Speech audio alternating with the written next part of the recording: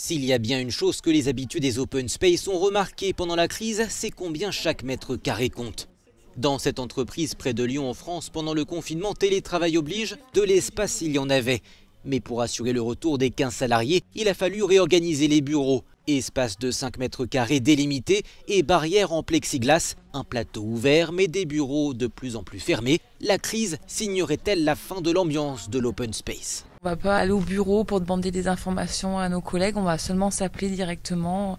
On va peut-être moins se parler qu'on parle d'habitude. La convivialité, elle est quand même un peu moins présente et ça complexifie les choses puisque typiquement quand on veut expliquer quelque chose à un collègue, c'est souvent plus simple de se mettre juste à côté, de lui montrer sur son écran. En open space, l'avantage c'est que les gens sont sur place et on peut échanger plus rapidement. L'inconvénient, c'est que c'est un peu plus bruyant et chez soi, l'avantage c'était le calme. Mais pour cette entreprise qui vend des matériaux de piscine, c'est actuellement la haute saison. Et sur le plan de la productivité, le télétravail et le calme avaient montré quelques limites. 15 personnes dispatchées chez elles, c'est pas la même force de travail que 15 personnes qui sont ici, parce qu'il y a de la déperdition en termes de chaîne de décision. Là, c'est des coups de fil, des mails, donc la réactivité n'est absolument pas là. Puis je pense que dans le sentiment d'appartenance, c'est quand même important. On a vraiment l'adhésion à un projet et ça se ressent quand on est physiquement dans une société.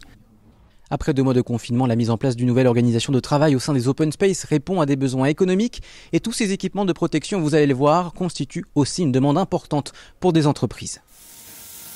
C'est à quelques dizaines de kilomètres de là que ces outils de protection sont fabriqués.